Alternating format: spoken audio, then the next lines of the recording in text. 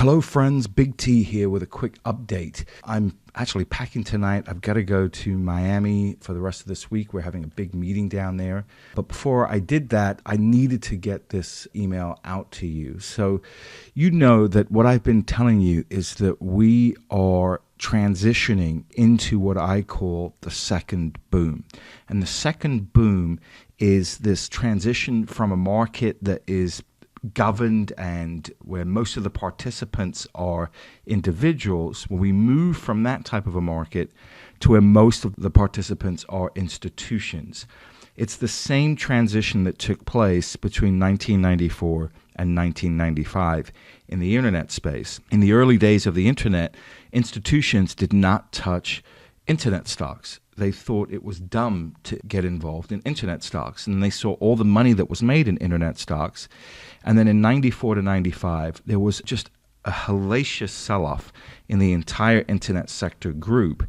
And in that period of time, you saw this transition take place where die-hard individual internet investors lost faith in the internet and sold their stocks at bargain basement prices to institutions. And between 94 and 95, institutional ownership of equities in this space, as measured by VC deals, just went through the roof, even as the market was collapsing.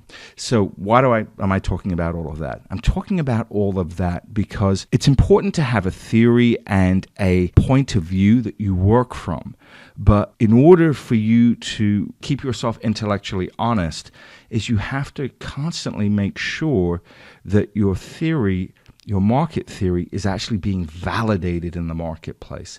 And that's what I want to talk to you about today. We are seeing concrete validation steps of this theory of the second boom, of institutions coming into the marketplace. So that's what I want to talk to you about today. So here we have this story, billion-dollar blockchain fund launching with Chinese government backing. So you're going to see this a lot. You're going to see governments and banks say, oh, blockchain is evil, cryptocurrencies are horrible, on one hand, and then on the other hand, you're actually going to see them get involved. So just recently, India said, we hate cryptocurrency, and then on the other hand, they said, oh, we're going to launch our own cryptocurrency.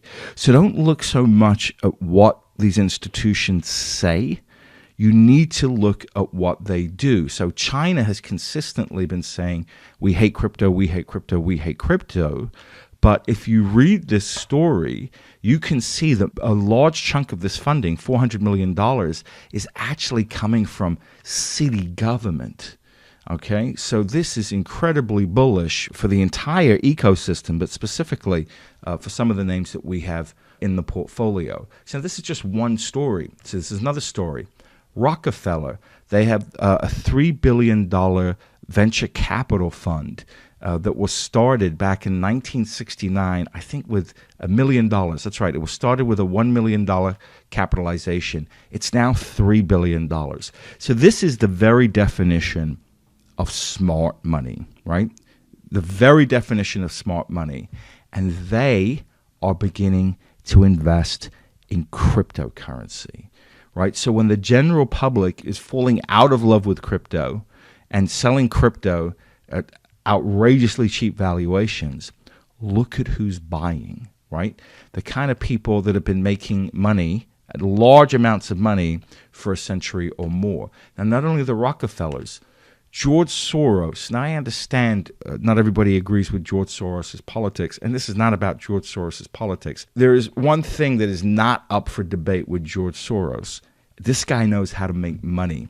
He has $26 billion in assets in his family hedge fund, and he has just given the green light to buy cryptocurrencies. Okay, and here's the story also being followed up on Bloomberg. Now, this again, he was calling Bitcoin a bubble in January, but now he's buying it. Right? So think about that. George Soros, again, regardless of where you stand on your political beliefs with George Soros, you cannot argue with the fact that he is a brilliant investor and trader. Absolutely brilliant. And so for this guy to now not only be seriously looking at cryptocurrency, but actually clearing it internally with his own hedge fund to start buying it is a huge indication that the second boom is underway, right? Institutional money, and very smart institutional money, is coming into the space. Now, that's not all. TD Ameritrade just filed a patent which can facilitate real-time transactions made with digital currencies. Now, just this evening, I got a marketing email from TD Ameritrade promoting a live teaching session where they're going to teach people about cryptocurrencies and crypto volatility. Think about that. Why would TD Ameritrade, a brokerage firm which doesn't trade any cryptocurrencies, start teaching people about crypto and then apply for a patent so they can make real-time retail transactions with digital currencies? It's because they're getting ready to move into this space. Now, TD Ameritrade is huge. 11 million customer accounts, $1.2 trillion in assets. If you look at their parent company, Toronto Dominion Bank, 22 million customers worldwide. So, guys, I'm not asking you to take my theories on faith. I'm asking you to look at the preponderance of evidence. And the preponderance of evidence is that institutions are quietly stepping into this market, taking advantage of this weakness, and perpetuating, again, a great robbery, the same way that they did in 94 to 95. They're going in there and they're buying these assets dirt cheap from people that either got too extended or have lost the faith or don't understand the cyclicality of prices, markets, and how new technology develops. I'm hoping that by doing so many of these videos that you are getting an insight into how big money continues to grow in size by taking advantage of uninformed money. And that's exactly what's going on right now. Don't be surprised to see more negative news of institutions saying, oh, Bitcoin is terrible. Who would want to buy cryptocurrencies? Cryptocurrencies are awful, as they try to talk the market down in order to go in there and buy for themselves. And again, look at the announcements. Look at what they're doing, not at what they're saying, right? So you have banks that on one hand will say, we hate Bitcoin, JP Morgan, and on the second hand, will have them going out and having their traders actually buy it. That actually happened. I wouldn't be surprised to see somebody from TD Ameritrade say how much they hate cryptocurrency, even as they're training people how to get involved in cryptocurrency, even as they're filing for patents so they can offer real-time crypto trading on their platforms. Guys, can you imagine what will happen to this asset class when buying it and storing it is as easy as clicking a button on an online trading platform like TD Ameritrade? It's going to be unbelievable. The amount of money that will come into this space is unbelievable. So, friends, I had to get this message out to you before I leave. So please, watch this a couple of times. Read through the transcript. Check out these news stories yourself.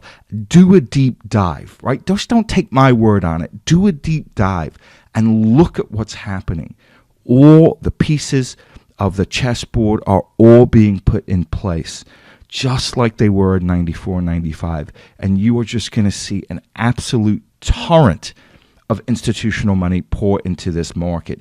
And you want to make sure that you're positioned. You want to make sure that you're ready to be there in front of that tidal wave of cash. All right, friends, that is enough out of me. I will catch up with you in the next video. And I want you to always remember, let the game come to you.